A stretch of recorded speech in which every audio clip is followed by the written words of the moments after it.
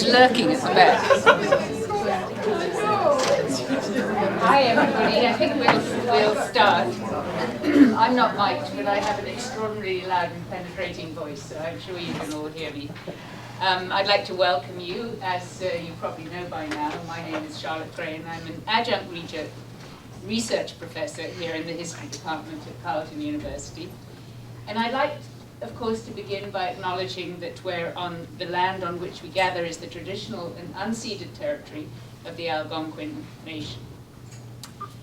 Well, we finally got Dr. Cecil Foster here. A triumph, and for which I take personal pride, because many of you will remember that in fact he was scheduled to come at the end of last October to give the second Shannon lecture, but it was Halloween, and the planes were grounded in Buffalo, and I got the call about the previous night saying he just couldn't get out of Buffalo, and we had to cancel. So instead of delivering the second of the 5 Shannon lectures in the 2019-2020 series, he's delivering the 5th one. And actually we're delighted because, of course, Cecil, you're here in Black History Month, which of course is completely appropriate given the subject of your book. And Black History Month honors the legacy of Black Canadians and their contributions to this country. The Shannon Lectures are a series of thematically linked public lectures offered each year at Carleton, and they're made possible through a generous endowment from Lois Long, a longtime friend of the Department of History, in memory of her parents, James and Ida May Long. And we're fortunate to have co-sponsors for this lecture, and I'd like to thank them as well. We acknowledge with gratitude the contributions of the Institute of African Studies, the Pauline Jewett Institute of Women's and Gender Studies, and the Faculty of Arts and Social Sciences. The theme of this year's series, which we're just now coming to the conclusion of, is rebooting history. And now that any of us can discover the facts of the life from just a quick flick of the fingertips and consulting Dr. Google, we have to think, what can a biographer offer today that's original, that in fact Siri or the internet can't offer? Because a glance in any bookstore will show you that biography continues to be an extremely popular access point into history. And there are many, many new approaches. The most successful place their subjects within their larger historical context while resonating with contemporary readers.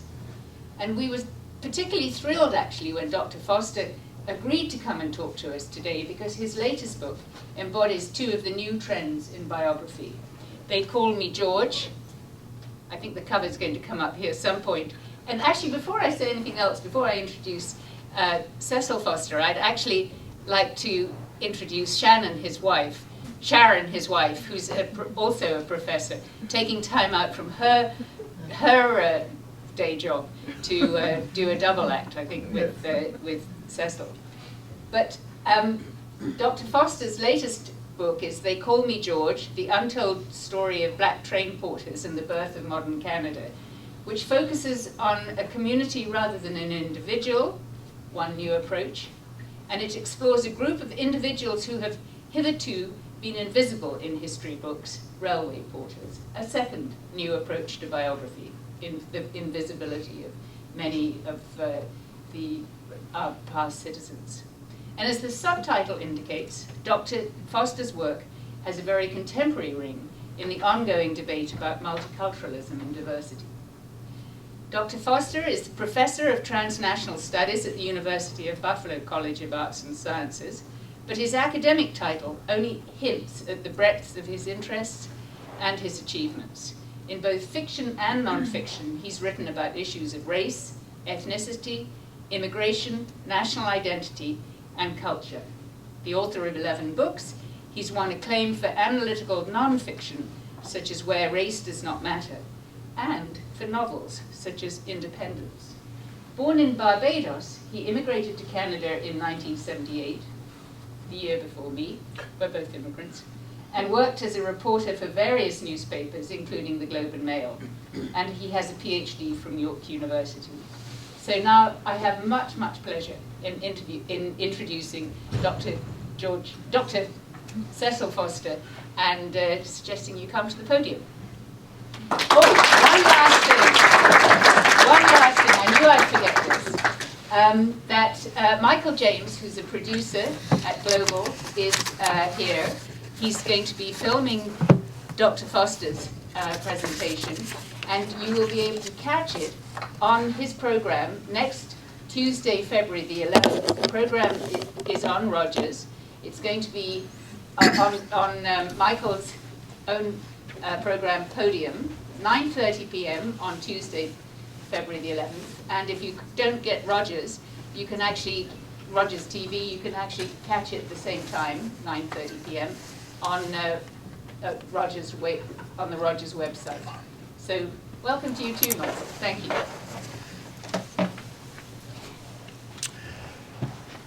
Good afternoon, and thank you, Professor Charlotte Gray, for your generous invitation to participate in the Shannon Lecture Series here in Ottawa, and for your warm introduction.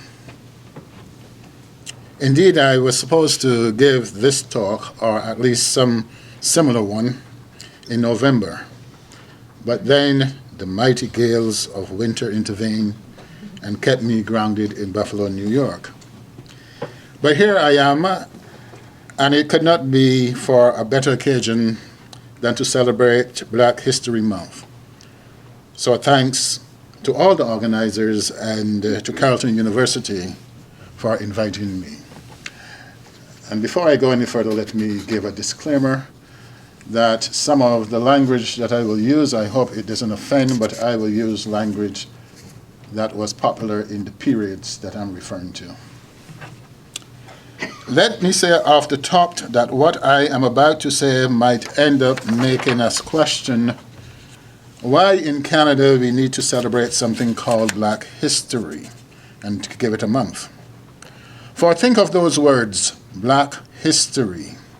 Are they not a contradiction or even a tautology? For as we all know, history is about a nation, of how a people became a nation or even a nation state. You know, we talk about Canadian history, American history, English history, French history, Japanese history, Chinese history, and the like, where the people adjectively make and own the thing called history. Now, even though I am a proud black man, I don't know of any nation called black.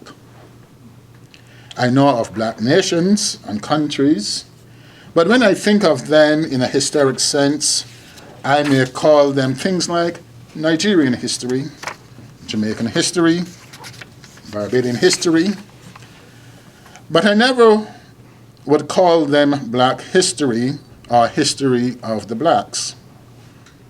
And as a black Canadian, I cannot always be too sure how to think of myself and my history in this context. And let me give you an example of what I'm talking about. Just last week, various government agencies in Toronto decided to have a recruitment day aimed at increasing the diversity of their workforce by targeting black Canadians for employment. What a way to launch a celebration called Black History Month, eh? Look at these pictures for the Metro Toronto Police. You'll see that plastered on the vehicles were pictures of eminent black people. For example, Nelson Mandela, Martin Luther King. Many of the pictures are of international figures. A few, like Pinball Clemens, are Canadian. All these figures are black, but many of them do not belong to the Canadian nation, not unless we count the honorary citizenship we once gave to Mandela.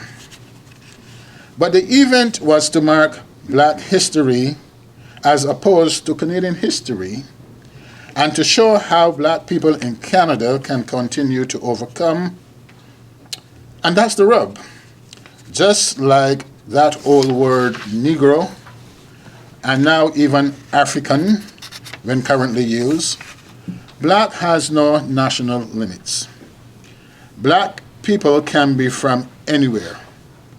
Black is a universal rather than a particular or specific national designation. Just as there really isn't a universal thing called world history per se, there is no black history either. Even today, when we think of black history, we think of the lived realities of a specific ethnic group within a history that is Canada, in a country that did not always count them as citizens. Have you ever noticed that black history celebrates the same international figures, whether they are in Canada, the US, Britain, or the Caribbean and African nations? There is no specificity of country. So, with the term black history, your ethnicity matters more than your nationality and even citizenship. But words often mean much more than they say. And we know what we are truly striving to say when we say, in a non-problematized way, black history. What we mean is the recognition of black people as being good enough as to be deemed capable of actually having a modern history. It is the recognition more so than this history itself that matters. Yes, I will show there was a time when black people, just like other Aboriginal non-Europeans, were deemed incapable of having a history of their own, and as such, neither could they then be written into anybody else's history, certainly not into Canadian history, which was the story of whiteness in a white man's country. For as an entity itself, history at its most pragmatic was whiteness and European. A question that we might want to ask today is, if in a multicultural country like Canada, black history is Canadian history, or rather, when properly called Canadian history, if it encompasses blackness. So where am I going with this thought? To set it up, let me read a short passage from my book, They Call Me George. The story of how black train porters caused the rewriting of Canadian history, and in so doing established the makings of a Canadian history that is black as well as white and any other expression of the dignity of humanity. The trouble is that even now we cannot find much about these historic figures, the archetypes of the current historic Canadian, in the official Canadian history itself. So I'll read a short section to set up where I'm going in this talk. The last time I saw Stanley Grizzle, he was standing in the mid-afternoon sun at the corner of Toronto Bathurst Street and Sinclair West Avenue, a few years before his death in 2016 at the age of 98 years. "There's Stan waiting for us," I said to my wife, Sharon, who was in the car beside me. "Let's give him a lift." I pulled up to the bus stop. "Stan, where are you going?" I called. The tall, slim man, his age showing in the slight droop of his shoulders, seemed momentarily surprised that someone was calling to him from a car. Under his broad-brimmed hat, his eyes flitted around until he recognized me. He smiled. "I'm going home," he said. "Get in," I replied. "We'll give you a ride." In the car, we chatted generally about nothing of consequence that I can recall. A few blocks on, We arrived near the Bathurst Street subway station where Gazelle would be exited had he not taken the car ride. I'll walk in from here, he said. No, man, I replied. We'll take you right home. Guided by his backseat directions, we meandered through the side streets to the Bloor and Bathurst area, historically one of the main neighborhoods where black people lived in Toronto, and we arrived at a detached house with a veranda on a tree-lined street. At that time, I thought I knew Gazelle. I'd seen him around the black and Caribbean communities at major Toronto events, for he was the kind of a presence, a respected community leader and an activist who led protests, demonstrations in the name of social justice at home and abroad. A speaker at Black History Month events, a celebrated and popular citizenship judge, and a champion of the process of black Canadians. And then I go on to talk about how I watched Stan leave the car and walk up into his house on past the veranda, and how I thought that I knew Stan. But I didn't know Stan until I came to Ottawa and went into the archives, and I did some research on him. And then I really discovered someone. And I realized that I didn't know Stan Gazelle.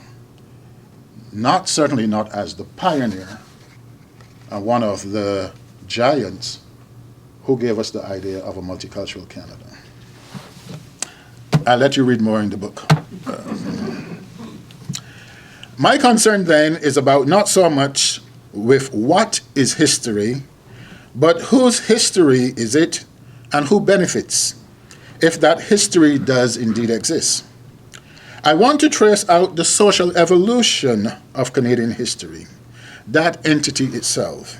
For me then, history is the quest for social justice as citizens, where all citizens are equal in rights, privileges, and social responsibilities.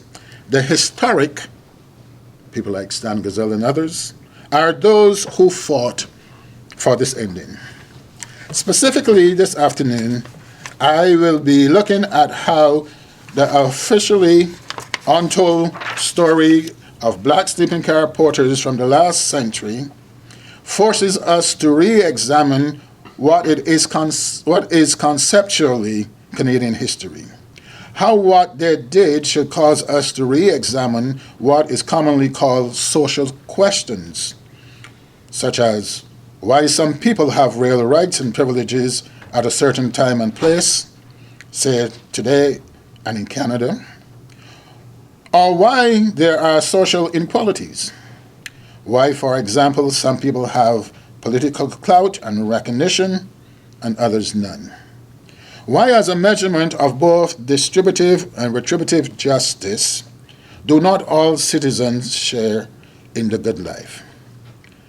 I am arguing that because of these socially pioneering black men, all socially unequal, all having no political clout, formally not recognized as subjects or citizens, that the ideal and even practice of multicultural Canada now speaks of a rejection of the conventional notions of history as a dominant ethnic narrative or ethno-nationalism competing with counter-narratives for official recognition. Canada in its current manifestation is often referred to as the first postmodernist country for supposedly not having an official ethnic and even racialized history. It is perhaps officially the only non-ethno-nationalist and liberal democratic country, so much unlike, say, an England, France, Germany, Russia, Australia, India, or even the United States. Canada is on a certain level developing a history of histories. That is its multicultural mission. But I'm also arguing that a single history of Canada has not yet really started. We are still in the lead up to this history. I am arguing eventually for an inclusive history of Canada, written largely from what is now the margins, or what is now called counter-narratives, where in a spirit of social equality, all supposedly counter-narratives are official, but where no single ethnic narrative is exclusively the history of Canada. Yet all narratives will be collectively Canadian. To that end, as we speak, we might still be in a prehistory moment until we achieve what we now call reconciliation, when Canada is genuinely multicultural. Maybe we would then be like South Africa, where our singular history can really start only after reconciliation, when all peoples and individuals in the state see themselves as fully formed members of a non-ethno-nationalist nation, thereby citizens of a single nation state, when all citizens are committed to the same ideals of freedom. My starting point is that history itself conceptually is always the idea of a people, of a society, in search collectively for freedom as happiness and belonging, and therefore as always a sociological quest. History as the sociology of a people, the social imaginary that creates a sameness out of seemingly natural differences among human beings, so that we can construct a society and refine, in political science terms, that very important term in the ideology and practices of liberal democracy, that of citizenship. Our citizens recognized and identified as those in a specific civic relationship, who therefore voluntarily have the same social rights and obligation, who all have the same social intentions for the perfection of humanity. It's also about how all these individuals share a common identity constructed of their choosing and not necessarily given to them by nature, and having, dare I say it, a common history in terms of being located in the same time and space. That is, even if they do not have a collective past, they share a common present and are colonizing, if we may use that loaded word, they are colonizing freely the future together and for the same goals collectively. There are philosophically the people, the polis or polity, all Homo sapien with universal human dignity, those who belong, those who today are citizens embedded in a culture of freedom, where no one group is superior and dominates, where all individual citizens have the same rights and privileges regardless of perceived natural or ethno-cultural differences. This is what we think of when we talk of a modern Canada, one that is a liberal democracy and free. But history also requires us to have an anthropological view, particularly this idea of a special species of being evolving through time in a particular space. The idea of a people being conscious of who they were, what they are, and what they want to become. This notion is not so dissimilar from the idea of an individual at different stages in its life, with the most important that of becoming conscious of itself and realizing that as a human being, philosophically, it is never really free and that it has to fight to be free. So there is that moment of consciousness when the search for freedom begins. And that moment is the magic one when in the fight history begins. Here I am talking of freedom as a narrative or as a high story of the creation and preservation of a society with a culture of freedom, a freedom that also has an end of history point. We also have to be conscious that this notion of history has its baggage, indeed a colonial one, something that is very real in Canada. In many regards, what is academically called history is still initially the story of, as American philosopher Cornel West calls it, the age of Europe, between 1492 and 1945. This was a period marked by, as Cornel West says, the European breakthrough on economic transportation, agricultural production, state consolidation, bureaucratization, industrialization, urbanization, and imperial domination that shaped the making of the modern world. End of quote. All these things came to be regarded as civilization or culturizing out of the barbarism or primitiveness. These so-called civilizing efforts also gave the world some of the worst examples of ethno-nationalism and white superiority. It is therefore not coincidental that our black porters' quest began in the wake of the ending of the Second World War, the ending of West's European age. The sleeping car porters came here to Ottawa in 1954 to help end the European age in Canada. That was their coming fully into consciousness. And they were brave enough in so doing to point Canada to more and better historical opportunities. For them, with no pun intended, Canada was on the wrong track of history. At that time, Canada was officially a white man's country, officially celebrated as an extension of European civilization and history, contributing to what we shall call modernity. And this is an area built on racism, in this perceived superiority of Europeans as racialized whites and historical, and of all other peoples as inferior and having no history, because they had no state.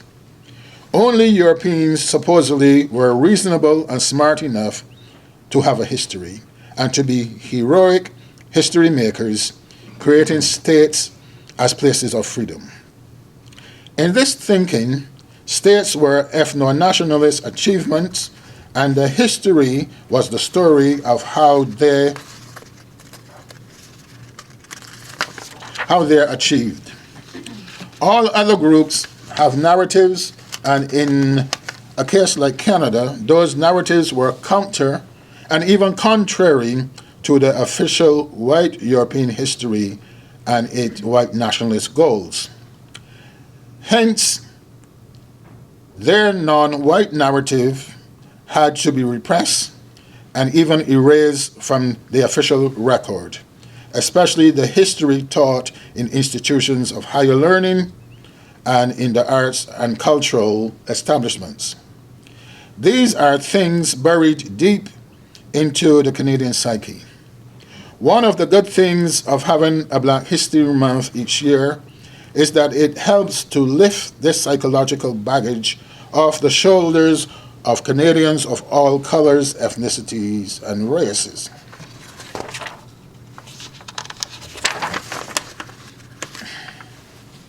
White, and of what people write about them, such as a uniform, constant difference could not happen. Did I miss my page there?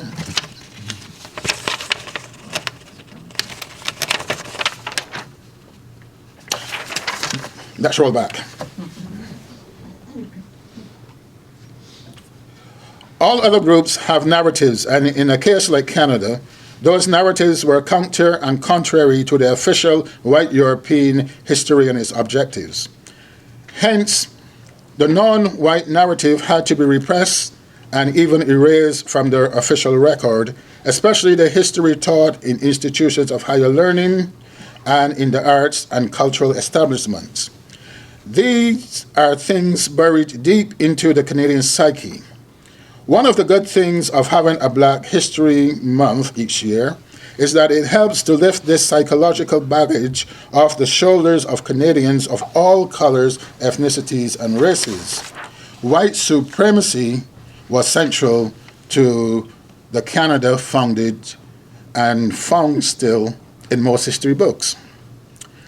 And it was rationalized by people like 18th century European philosopher David Hume, exemplifying this European superiority when he said things like, quote, "I am apt to suspect the Negroes to be naturally inferior to the whites. There scarcely ever was a civilized nation of that complexion, not even any individual eminent in action or speculation. No indigenous manufacturers among them, no arts, no sciences. On the other hand, the most rude and barbarous of the whites, such as the ancient Germans, the present Tartars, have still something eminent about them. Such a uniform and constant difference cannot have happened if nature had not made original distinction betwixt these breeds of men." End of quote.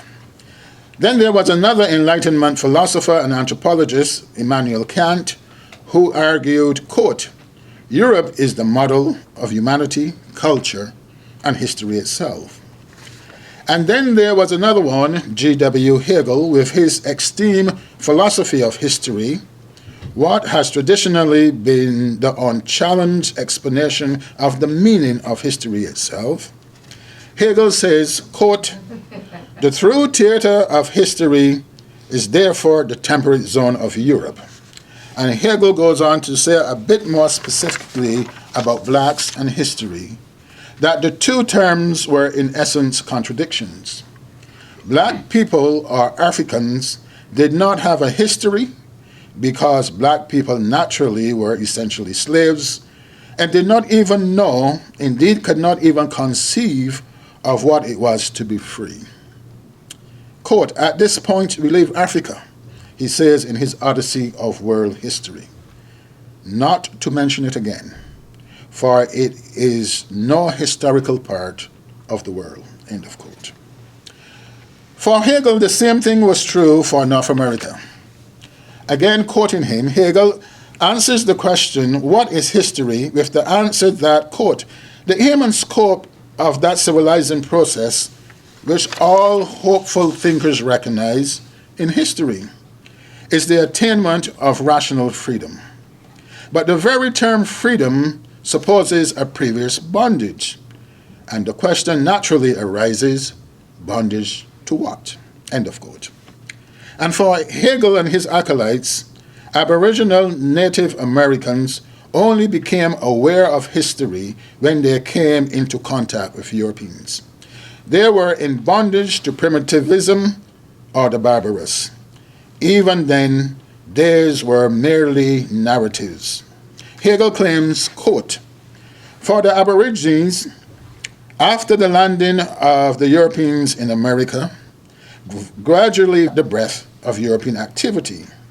In the United States of North America, all the citizens are of European descent, with whom the old inhabitants could not amalgamate, but were driven back. The Aborigines have certainly adopted some arts and usages from the Europeans, among others that of brandy drinking, which has operated with deadly effect." End of quote. So there we have it. Supposedly Aboriginal Americans and Africans, no matter where in the world you found them, had no history. As primitives, they were still in bondage. Is it any wonder that for most of the time the narrative of Canada as European history traditionally excluded both groups. So, if not history, what did these groups really have? We have the old anthropological notion of defining Hegel's bondage of Aboriginal peoples as prehistory and pre-settlement. And even today, there are still many courses at universities around the world, many here in Canada, and at conferences such as by the Canadian Archaeological Society about prehistory Canada and Aboriginals. From that, then, we get the idea and original meaning of the concept of Aboriginal, which means prior to or before the European state. If the state and its history begins at settlement or contact, the moment the land is Europeanized, previously called civilized, then Aboriginal means not being part of the state, not sharing the state's European history, or at the most having counter-narratives to the historical one of civilization and freedom. This has always been the case of Aboriginals in Canada. The Indian Act, with its many amendments done through the years, speaks to this formation of a racial state. In this regard, and for a long time in Canadian narratives, Canadian history was about Europeans and how they civilized a part of the Americas. White or European history was therefore the only real history. This is the background against which we must place a reading of and a need for my book about the Porters. That explains the word Negro in the book. And who was a Negro but technically a stateless person whose ancestry runs to the African continent and who is readily recognized by a skin that is black. Negro meaning Aboriginal and outside of European history.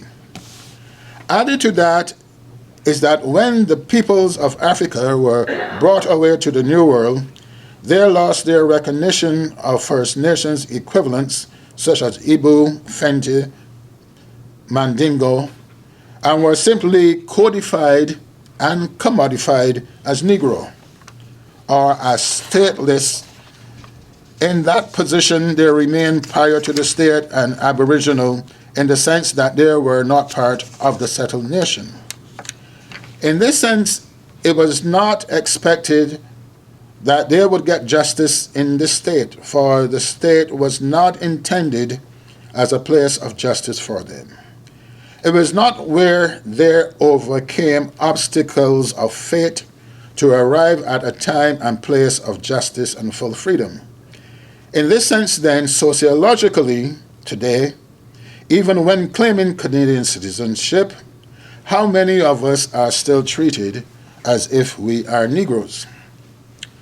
But Gazelle and his colleagues exploited a flaw in this thinking dominant in the age of Europe. This was the concept British subject, something that supposedly equalized the status of both dominant and dominated in the social imaginary. British colonization had created a contradiction. For how can a person or group of people be at the same time and in the same place equal but yet marginalized? How can they be Aboriginal and yet a subject? How can they be inside and outside of history? How can they be civil and yet primitive and barbarous all at the same time? How can a British state as a site of freedom for British subjects be for only white people and not also for black British subjects? This is the circle that we are still trying to square if we see the concept British subject evolving into Canadian citizenship. And where else do we first solve contradictions but in our heads through rationalization, and then we try to make them real? That's what led Gazelle and others to talk about a brotherhood, building on the old concept of fraternity. brotherhood that is so inalienable from liberty and equality as the three gods of the modern liberal democratic state. Fraternity and brotherhood that make all members commonly British subjects, the prototypical Canadian citizens. As inheritors of this thinking, we have a brotherhood that is called citizenship, and by definition it means equality and living in freedom. The Charter of Rights and Freedoms codifies any reasonable limits on this freedom. So conceptually, we are arrived at a common starting point, or a birthday or beginning of history, and this is why for some, modern Canada did not begin in 1867, but in 1971 or 1982. That's when supposedly the history begins of modern Canada as a place for social justice where race and ethnicity do not matter. 1971 was when we had the declaration of the policy saying Canada is officially multicultural. It is no longer a white man's country. It is no longer a place of assimilation, either into conformity, that is Anglo, Franco, or both. 1982 was when the Charter of Rights and Freedoms made Canada officially a liberal democracy that is officially multicultural, by saying individuals and not groups, with the exception of Aboriginals holding treaty rights and still outside this state, that they are foundational to the state itself. Individuals haven't given up all earlier aboriginality and prehistories, including the novel ones of European aboriginality and a prehistory narrative. They are all now agents of a specific type of history that is a collection of histories that is called Canadian. They are all shaping the multicultural history of a multicultural Canada. And this, I will humbly submit, is why the narrative in my book, They Call Me George, is important to this discourse to the birth of a modern Canada. Can we really tell the full history of Canada by leaving out some groups? As I said in this book, why did I not know more about Stanley Gazelle and the nation-building efforts of black people? Indeed, in this imaginary whose history is Canada's, if not of every multicultural individual in the country. And this is why Charles Taylor is so prescient when he dubbed multiculturalism as the politics of recognition. Today I will go further and say that it is also the sociology, anthropology, and history of recognition. Reconciliation is complete recognition of equality and belonging, of full humanity and even reasonableness, when it is the offer to bring groups that are still outside the social into a history that genuinely can be called Canadian. For want of a better ideal, it is the emerging of histories and narratives, it is the merging of histories and narratives, the merging of the dominant, the marginalized or ignored, the colonized, and the colonial. It is conceptually an equalization process. It is fulfillment of the recognition quest by people like Gazelle and the black men and women of his time of what they imagined for all Canada. Indeed, for the world's peoples living as Canadians, for they believe anything short of this reality would not be justice and history fulfilling. The sleeping car porters and people like Stan Gazelle spoke out against a dominant morality that privileged whiteness. They chose not to be seen as men and women of an immoral time, and they fought for change. They corrected the concept of history, or restarted what was then presented as Canadian history as a mere prehistory to a real history of Canada. But whatever they did, they created history in the common sense use of the word for being noteworthy, eminent, and pioneering, and thereby became historical figures in an epic struggle for freedom. They ushered in a new period of socialization called multiculturalism. And if Canada's history is officially and authentically multicultural, they too have to be the heroes of this narrative. They have to be listed among the Canadian greats who gave us the freedom we now enjoy in a time and place that we call Canada and Canadian, a genuinely multicultural Canada.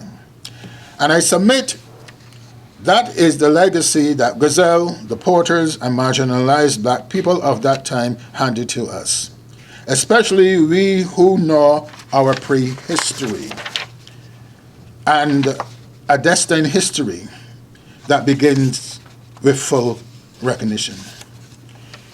We too have to be champions of a day when the true history of a socially, genuinely multicultural Canada begins.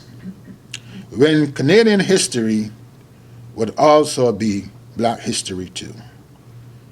I thank you for listening.